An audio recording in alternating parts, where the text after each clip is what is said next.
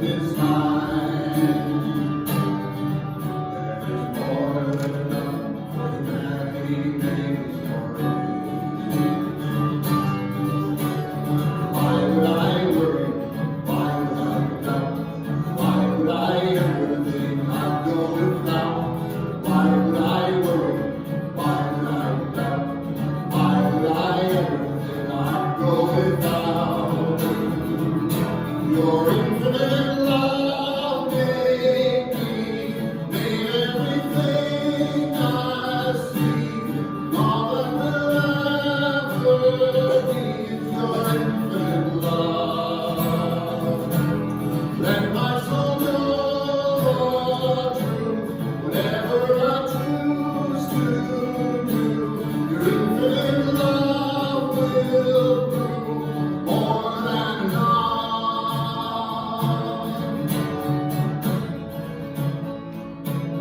There is more than enough for the universe that you created. There is more than enough on a planet of sacred design.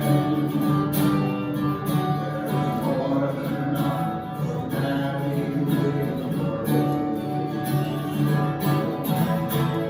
Why would I worry? Why would I doubt?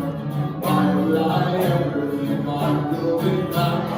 Why would I worry? Why would I doubt? Why would I ever think I'd go without? Your infinite love made me, made everything I see. All that will ever be is your infinite love. Let the world know the truth, whatever we choose to do. Your infinite love will prove more than enough, more than enough, more than enough.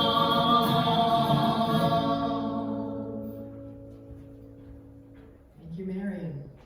It's one of my favorite songs. What great reminders about the blessings that are available to us through that one presence and power. Thank you for being with us today. Let's please take that song into prayer. So I invite you just to bring your attention into your heart and just take a nice deep breath as we open ourselves to that truth that there is always more than enough. And no matter when there are appearances that seem like lack or limitations, that within us is a power greater than any circumstance in the hour. And as we stand in faith and proclaim our truth, we open ourselves to receive more than enough of all of God's blessings in our lives. And we affirm that truth for everyone, everywhere. And so it is. Amen. So today is also the day that we honor Dr. Martin Luther King Jr., the great nonviolent activist who proposed peaceful solutions to every situation, every challenge, every conflict. And his words are certainly words that inspire us at this time to know that love is greater than hate, and that peacefully and working together we can resolve our differences and move forward. In Dr. King's writings, there is a statement that he made when someone asked him, "How do you want to be remembered after you die?" And I'll read you part of that from the insert in our bulletin today. "If you want to say that I was a drum major, say that I was a drum major for justice. Say that I was a drum major for peace. I was a drum major for righteousness, and all other shallow things will not matter. I won't have any money to leave behind. I won't have the fine and luxurious things of life to leave behind, but I just want to leave a committed life behind." And he certainly did that and continues to inspire us with his words about peace and justice and unity and loving one another no matter what. So thank you, Dr. King, for your teachings, for your inspiration and your wisdom.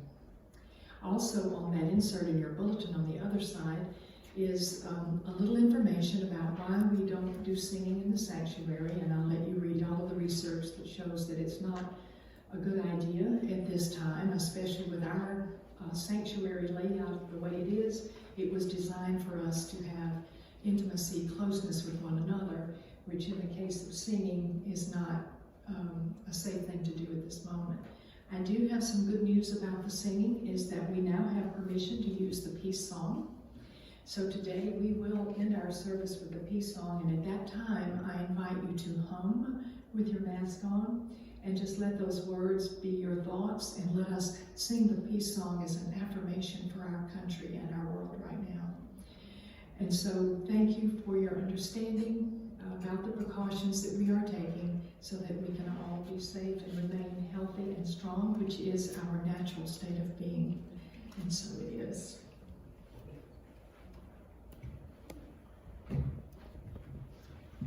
Good morning. Welcome to Unity. My name is Linda Slutton, and we recognize each one of you as wise, loving, and powerful spiritual beings. Thank you for sharing your radiant light with us today. We are pleased that you have chosen to be with us today, either in person or online. If this is your first time being with us in person, please pick up a welcome packet in the foyer before you leave. We are delighted to have Greg Yarmish as our guest speaker today. Greg has been a student of Unity for 15 years and shares the Unity principles by facilitating classes, giving Sunday talks, and weekly inspirational emails. As president of a building materials distribution company, his mentoring, leadership retreats, and personal demonstration. With that, Greg teaches his employees how to live their best lives, both personally and professionally. Thank you, Greg, for sharing your inspiration with us today. Please join me as we declare together our opening affirmation. Together, there is only one presence and one power in my life and in the universe, God the good, omnipotence. The Daily Word has devotions for each day of the month that inspire people in many countries around the world. As we affirm today's message, we become global prayer partners with them, sharing the same positive intentions for good for all.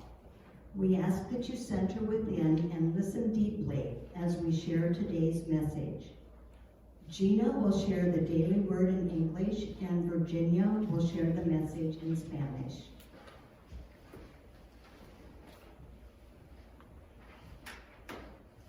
Good morning. My name is Gina. Today is Sunday, January 17th. Today's Daily Word: I turn my dreams into reality. Some of the most audacious, bold, history-making events began as dreams, born in the imaginations of those who understood the promise and the potential of humanity and worked to realize their vision. Even if my dreams do not change the world, they have the power to change my life. Today, I remember those whose dreams were fueled by their hard work, faith, and determination. I look to them as an example when my dreams feel far away and when I'm running low on hope. I rekindle my dreams through my imagination, which keeps them vivid.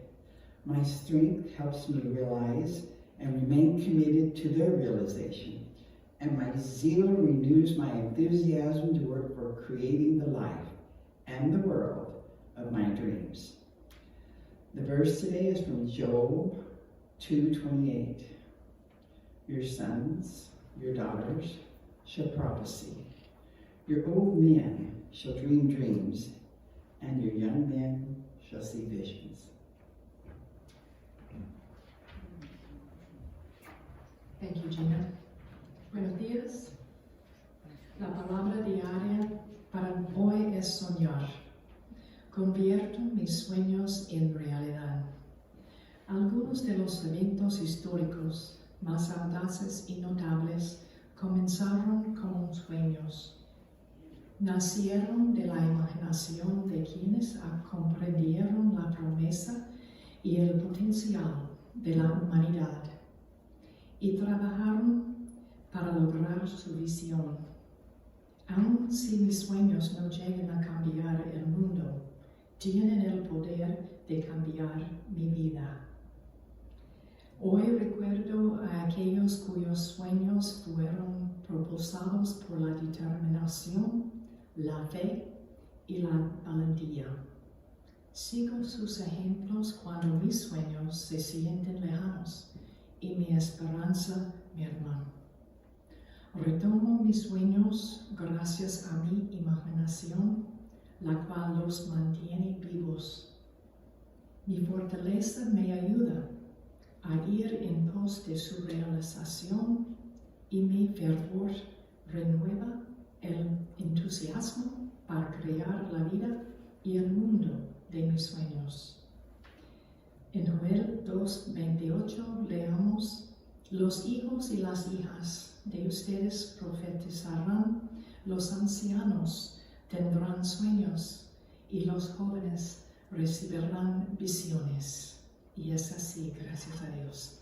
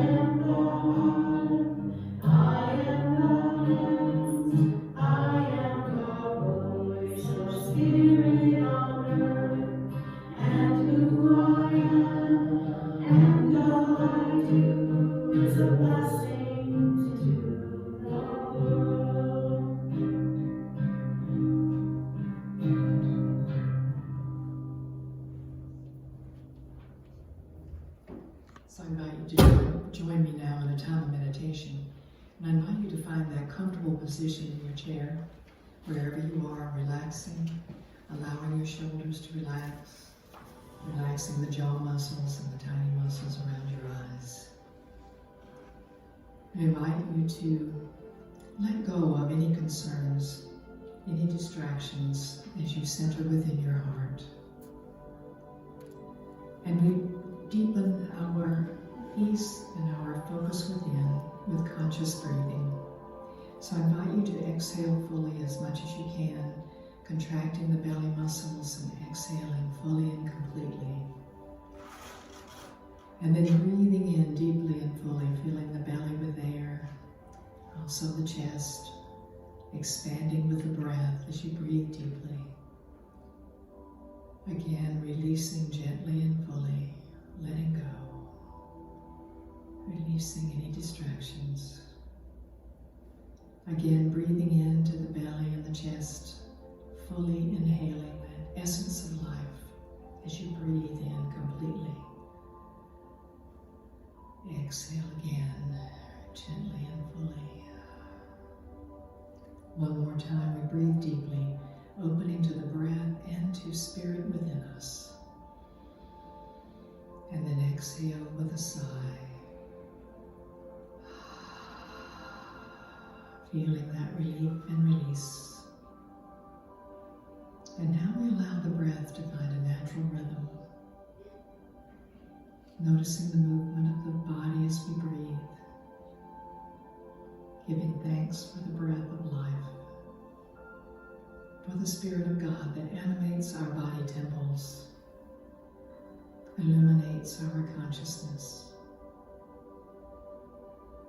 And in this moment, we think about those dreams in our hearts.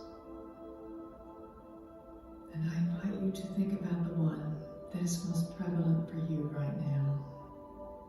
That dream that is creating longing in you for manifestation. Whether it be peace of mind or prosperity, good health, loving relationships, a really knowing of your oneness with God. Just allow that dream to come to your mind in your imagination.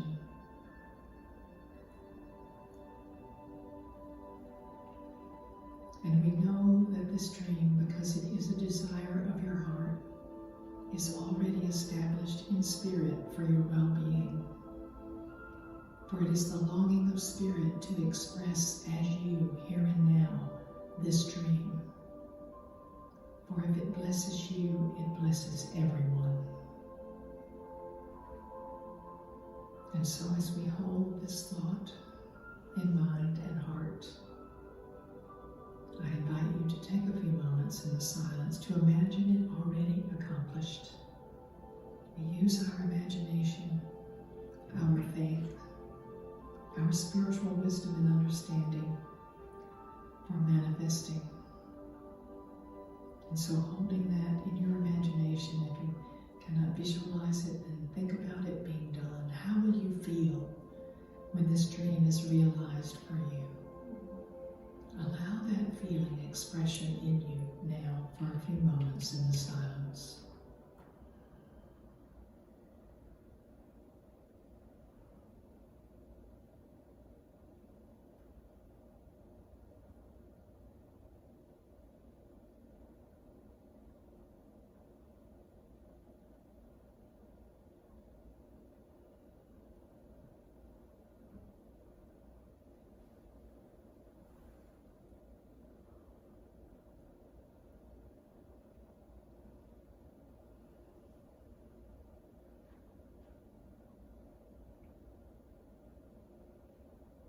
Notice how you're feeling.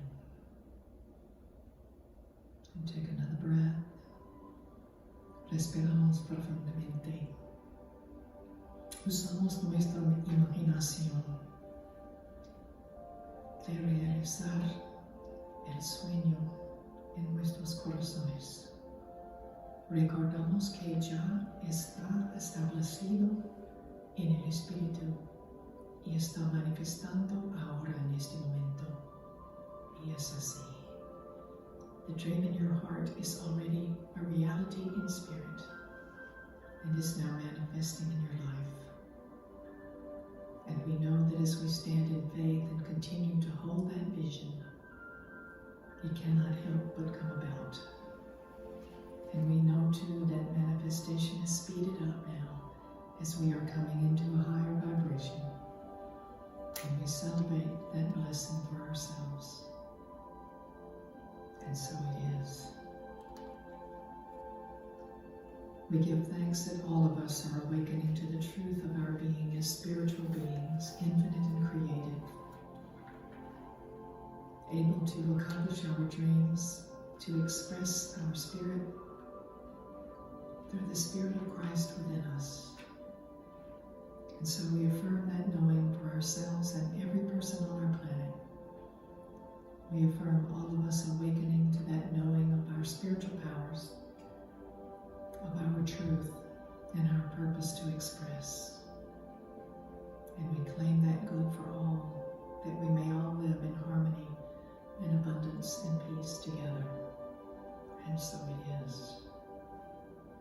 And I invite you now to call to mind those you would like to hold in prayer.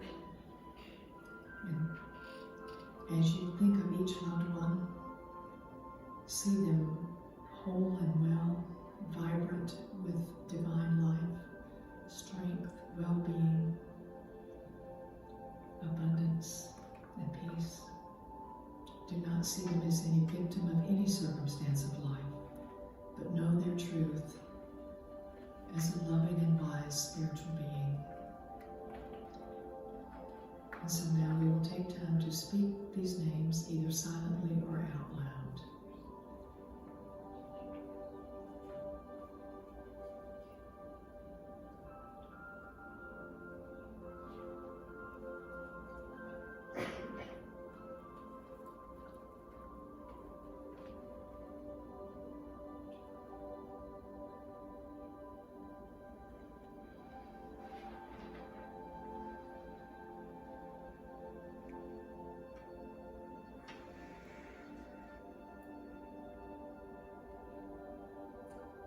And so we give thanks for the manifestation of their highest good already coming forth.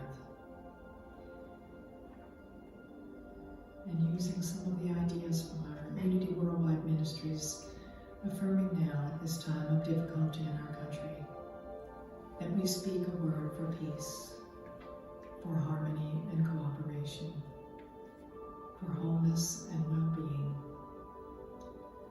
For these are the truths of God, and all conflict and discord cannot last, for it is not of God. And so we affirm peace, harmony, justice and abundance for our country and for all the world. And we claim it in the infinite power of the living Christ. And so it is. Amen. And I invite you to join me now as we affirm together, as Jesus taught us to pray, our Lord's Prayer.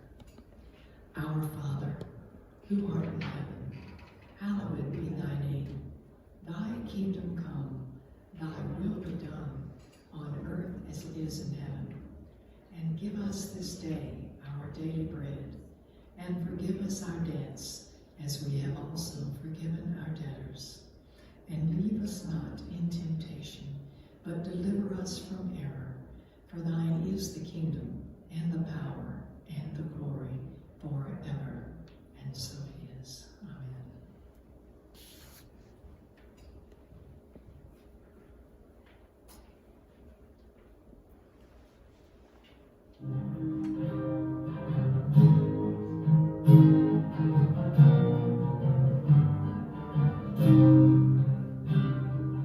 You are the heart, you are the hands, you are the voice of spirit on earth, and who you are and all you do is a blessing to the world.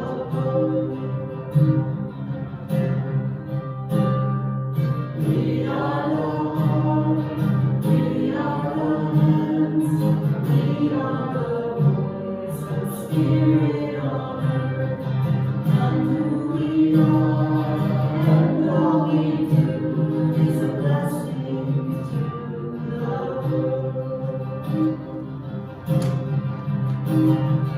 I am the heart, I am the hands, I am the voice of spirit on earth, and who I am and all I do is a blessing to the world. I'm a blessing to the world. You're a blessing to the world. You're a blessing to the world.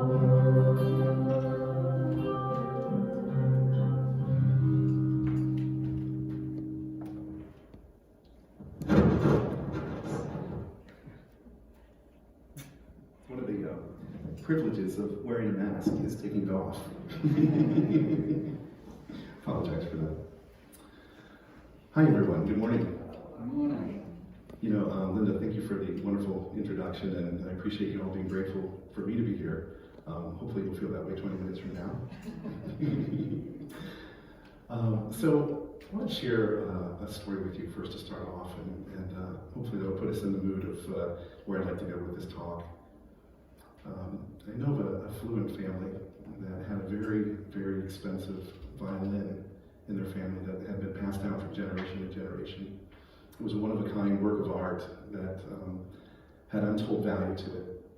And so this family just kept it safe, and they never tried to sell it or anything, but the thing that it offered for them was this level of confidence in knowing that if they ran into a financial challenge, that they could, always lean back on that, the value of that, and cash it in. So anytime they ran into financial trouble, they just worked through that resistance, and they always found something positive on the other side. Well, finally, the violin was passed down to the most modern generation, and one of the sons had just finished his MBA school and had a business mind, and they thought it would be a good idea for the family to have a really good estimate of what their net worth was. So he took the violin in to be appraised. And after careful study, the appraiser told the man that this violin is actually a fake, and that it's only worth $15 if somebody would actually buy it from them.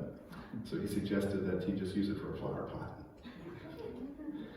So needless to say, this information was not well received by the family, and despite having lived an affluent life, having the confidence of this thing to fall back on, fear started to set in.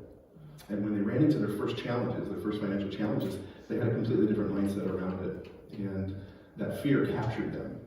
And they ended up, falling into a state of lack.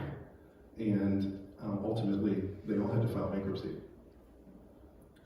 So the great thing about this story is that I think it serves a lot of different purposes. One of them is that I can relate to it. I had something similar in my life that I thought was my violin, and I learned very quickly that it wasn't. But what happened in this? When you look at the family before, they were affluent and confident, and then all of a sudden, they weren't, and they ran into financial destitution. So what are some of the things that happened there?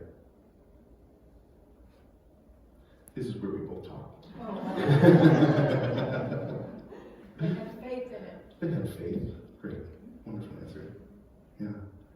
They had a level of confidence and faith in their affluentness, and that carried them through the challenges of life.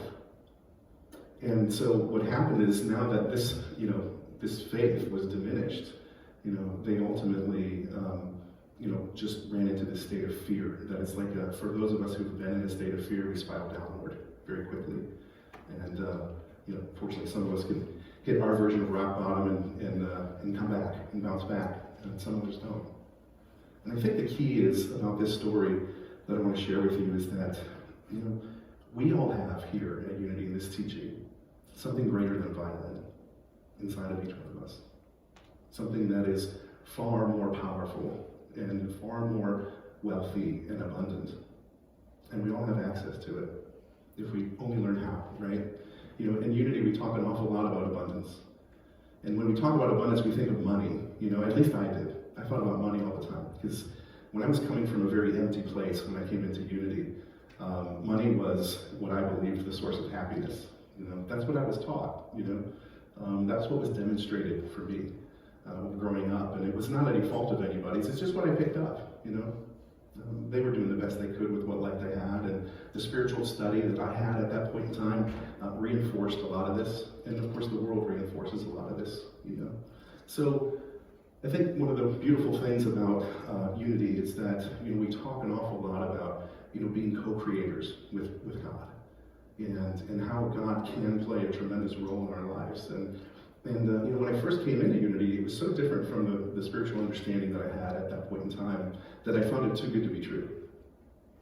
But as I started to study more and started to take more classes and submit myself to wonderful studies and programs like A Course in Miracles and lots of great, metaphysical teachings, lots of wonderful Unity teachings even, I started to see the possibility of that happening for me.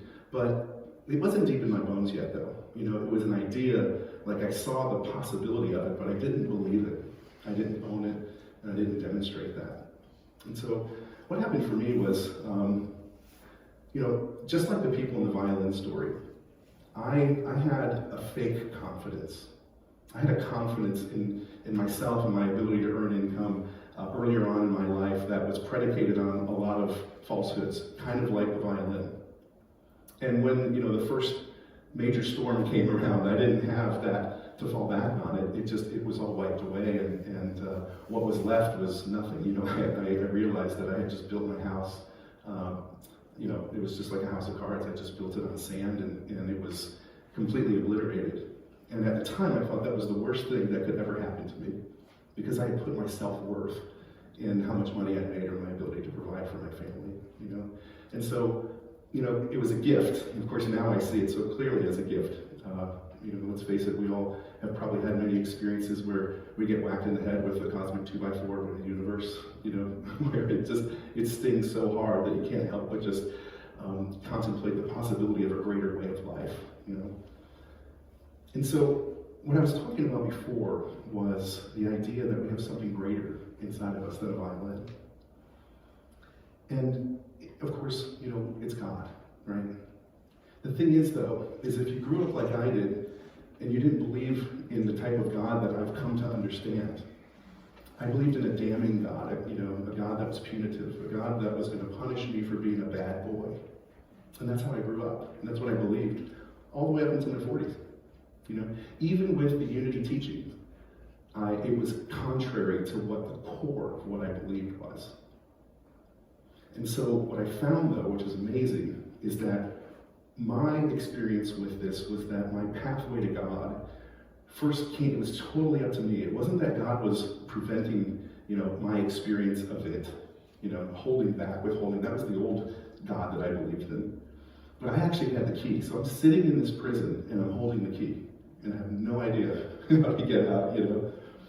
And then one day I came across this teaching that helped me see, it was here at Unity, helped me see that we could actually be in charge of our inner state of being.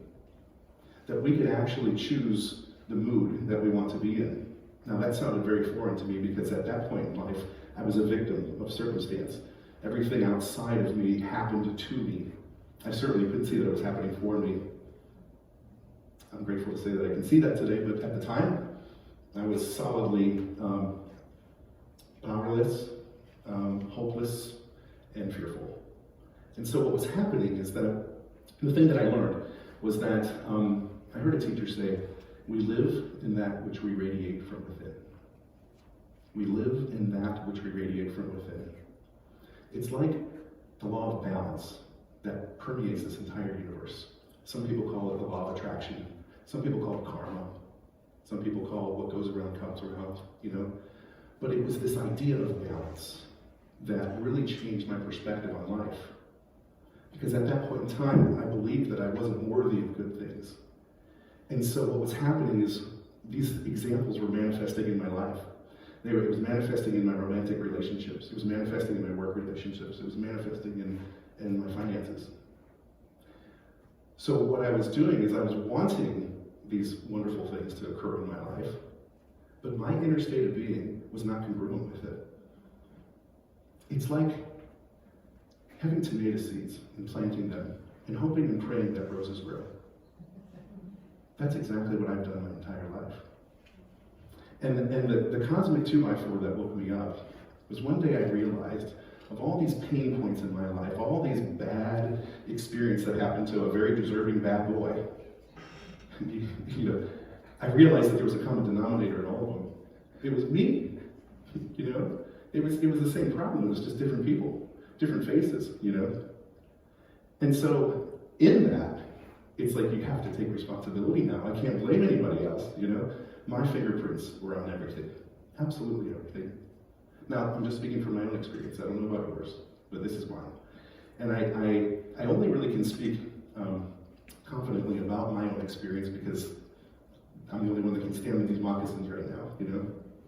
So my hope is that my pain that I went through can be of, you know, demonstration to somebody else who may be experiencing something similar, you know.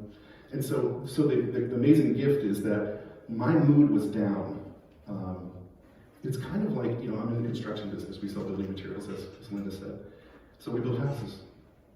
And for those of you who know what a basement is, of course, if you live in Florida, you know, if you've only lived here, you probably don't know what one is. But I lived in Ohio when I was a kid, and our neighbors had basements. We didn't, but here was my experience in the basement. It was dark. There was no natural light. It was moldy. It was cold. It was scary. There's spiders and spider webs and rats and rodents, and there was just, it was not a pleasant place to be.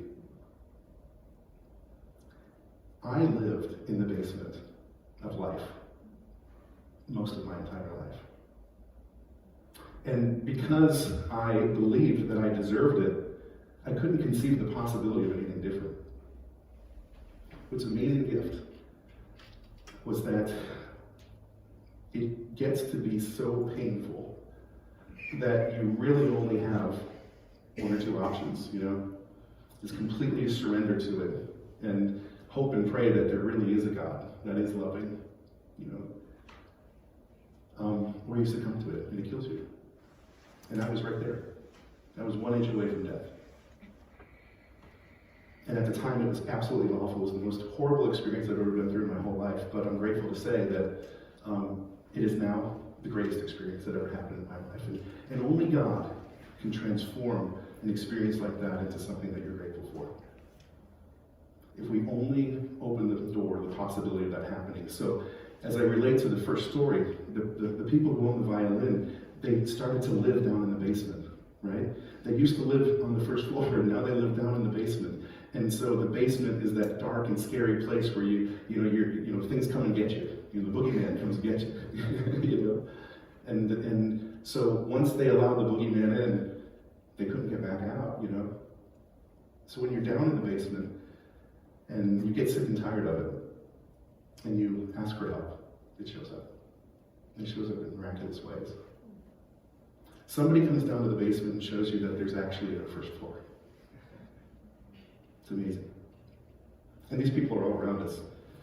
I never knew they were there because I wasn't looking for them. I couldn't conceive the idea of somebody being interested in helping me, let alone there being a first floor.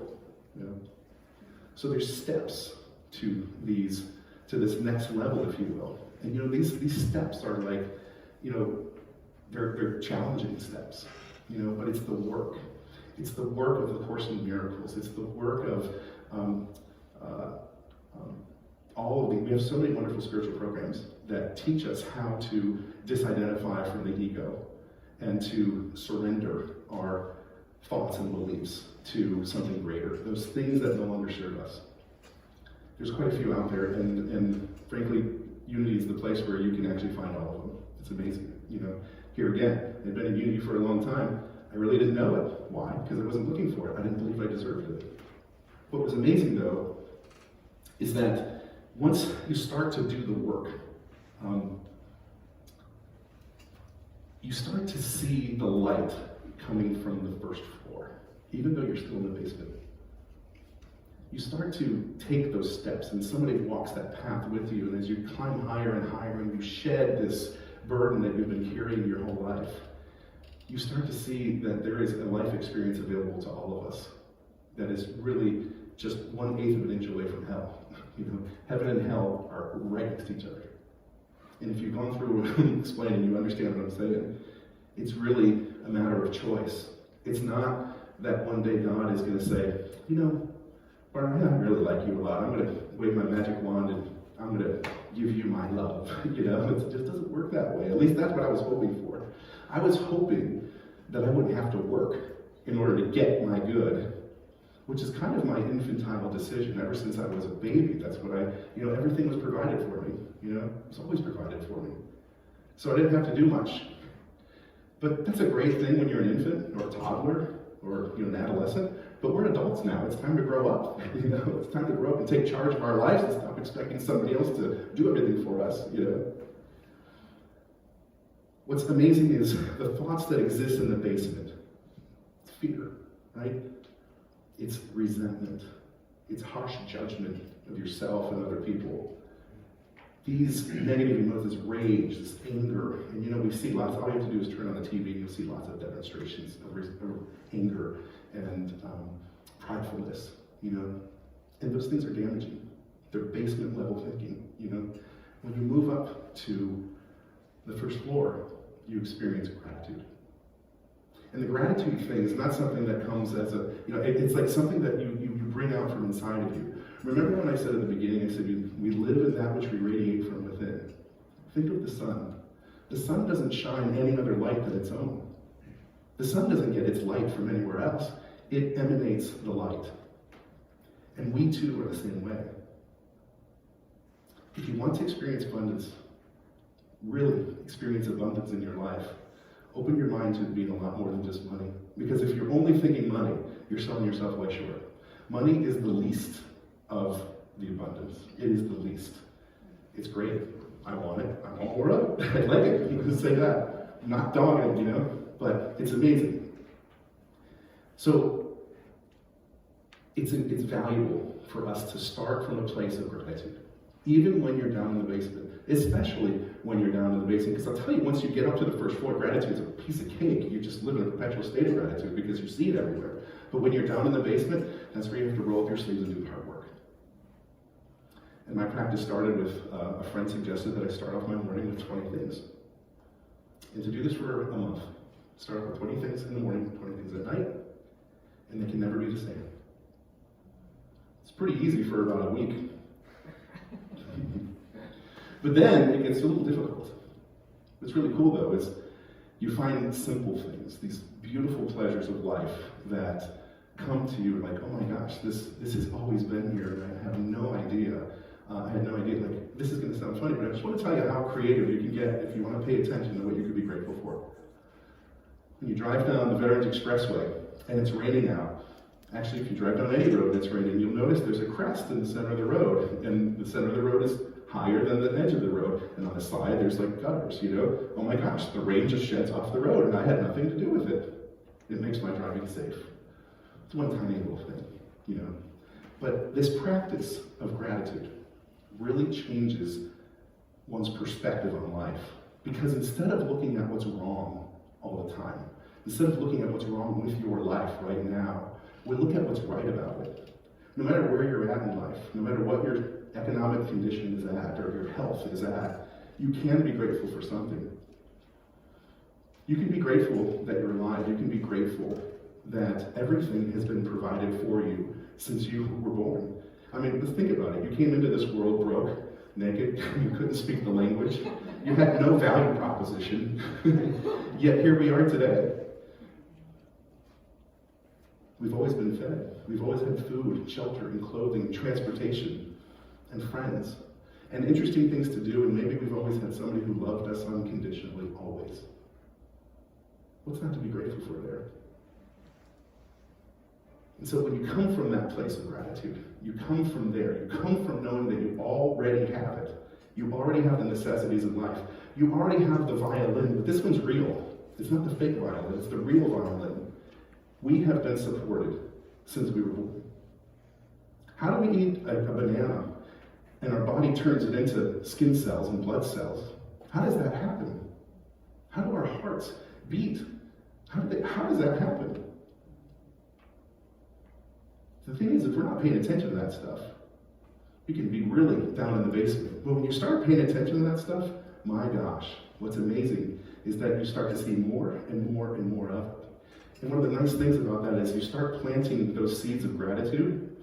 And like I said before, you know, what goes around comes around, balance. Well, the balance of gratitude is quite amazing.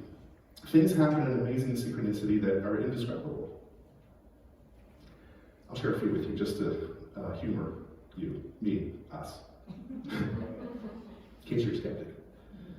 So COVID started, you know, for us in the business world in March, where we had to make some serious changes in our business. And that meant having to do some really difficult things. But it was the prudent thing to do. You know, at the end of the day, there's, you know, I have my preferences, and then sometimes those preferences don't necessarily, you know, go along with what's appropriate, you know. But we did it, and so part of my compensation is bonus-based, it's performance-based. And at that point in time, I had to just write off, resign myself to the notion that bonus ain't happening this year. And I did it I freely did it. It was like, I'm just grateful to have a job. There's 40 million unemployed people right now, and I'm complaining about my not getting my bonus. Like, I was like, that's kind of, you know, unreasonable of me. And so, let it go. Out of this state of gratitude that I live in, I wanted to serve our company, my people, and our communities. That's it. It's just about service. Didn't care about the result, you know. I got a call from my boss on Friday. Guess what I'm getting? Bonus. Now, I'm not saying that to brag, because it's not bragging. It's completely a demonstration of living a life of gratitude.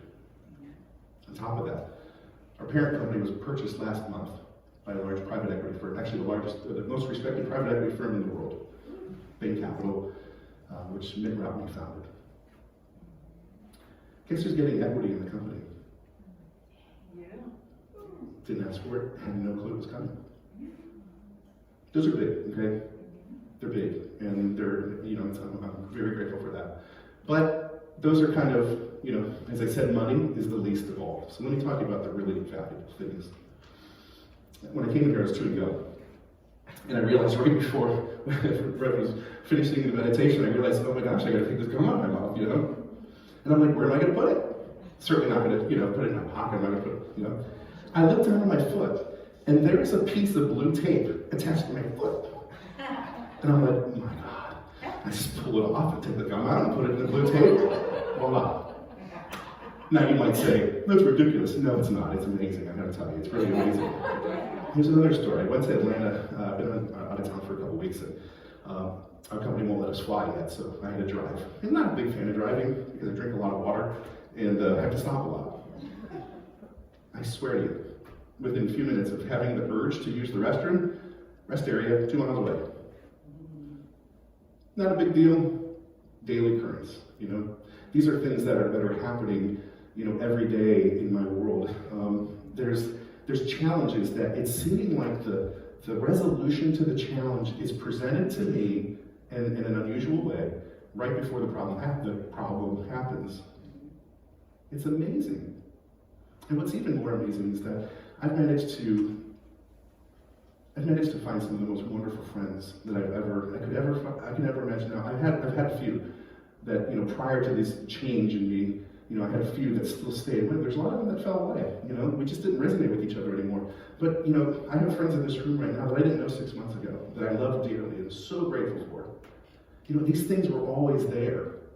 I just wasn't in alignment with them because my attitudes and my actions were congruent with living in the basement. So when we talk about living a life truly abundantly, it starts within. Don't think about whether you deserve it or not, because really, if I got everything I deserved, I wouldn't be here right now. I'd be dead. So we don't, get rid of the deserving things. I like to get rid of the intelligent. You don't have to be intelligent to be rich. Trust me. You don't have to be conscious to be rich, because there's plenty of people who are very wealthy who are not conscious. There's so many mis-ideas, I guess, they're just erroneous ideas that I carried with me about being affluent or being abundant or whatever. But I think most importantly is that when we realize that we have the power to influence the way that our lives go, then all of a sudden we can start paying attention to the ways that we're living our lives that's incongruent with what we want. If you don't like what's going on in your life, don't point your finger at the other person. Look inside yourself and say, what inside of me is allowing this?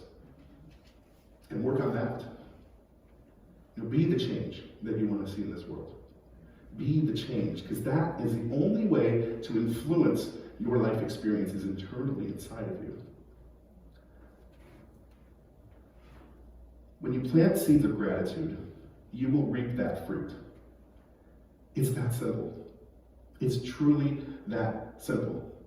And I think part of this other practice, and this is a practice that you'll see in all kinds of spiritual practices, whether it's unity-based stuff, A Course in Miracles, or even a 12-step program, where they have this beautiful spiritual practice of unraveling their past, And what's valuable is that we look at those things that no longer serve us, and we analyze them one by one, and we assess them, we reevaluate the need or the value of them being in our lives.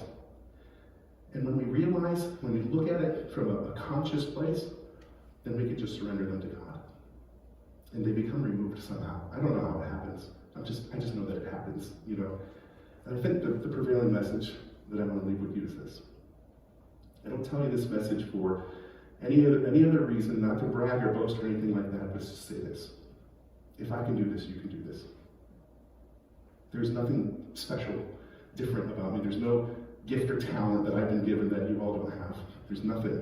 The way I was raised, I had a challenging childhood. I've had a lot of mistakes in my life. I've had lots of junk in my past. But this is law. This is the law of the universe. It's balance. And so, be that change that you want to see. It's right there waiting for you. And I think God patiently waits for all of us.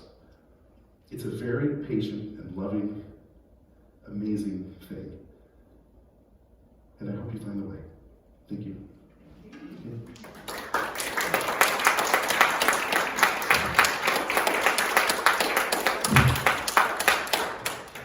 Thank you, Greg. That was phenomenal. Thank you. Okay, we are grateful for your financial support. Every gift makes a difference in many lives. Because of your donations, we feed the homeless every week. Every week, our prayer chaplains are here to pray with you. Every week, we provide services and classes in person and online. And because of your giving every week, we can enjoy our spacious, peaceful, spiritual center.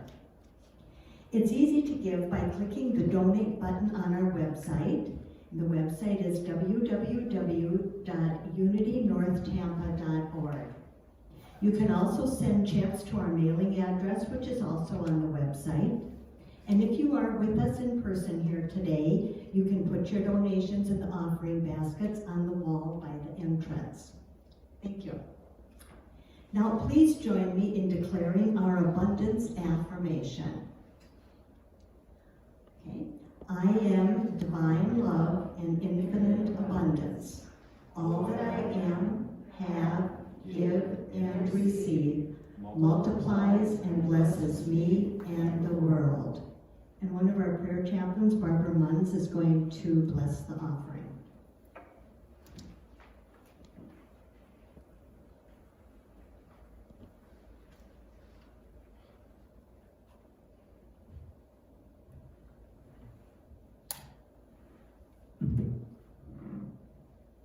Please join me in giving thanks for every donation we have received, electronically, by mail, and in person. We know that each gift is given in love, recognizing the one divine source of all that is, and every gift blesses the giver in return. We dedicate this offering to the will and the work of the Christ, and so it is. Amen.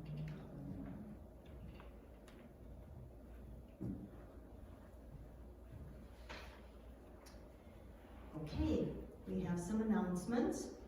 Our homeless outreach team delivers food and clothing to the hungry and the homeless every Saturday. We especially appreciate your donations of men and women's tennis shoes, extra large and extra large t-shirts and jackets. The Vibrational Attunement class meets online on Tuesdays at 1 to 3 p.m.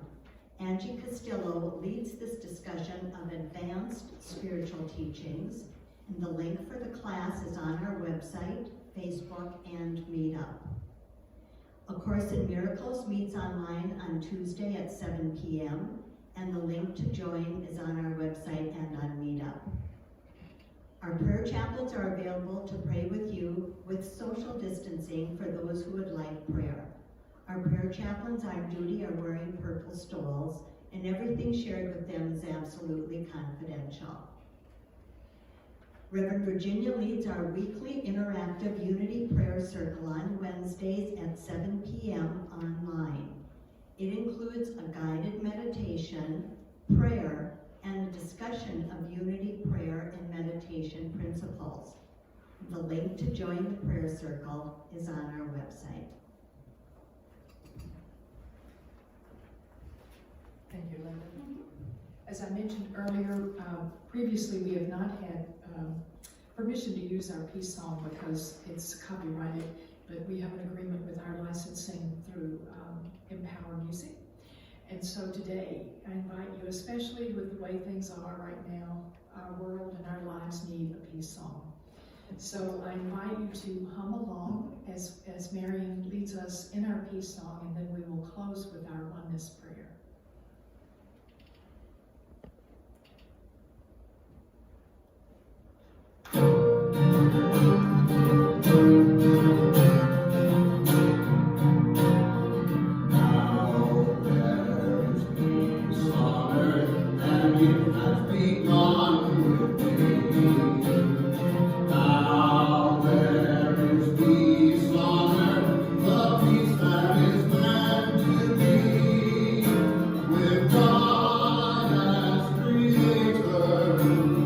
Family all are we.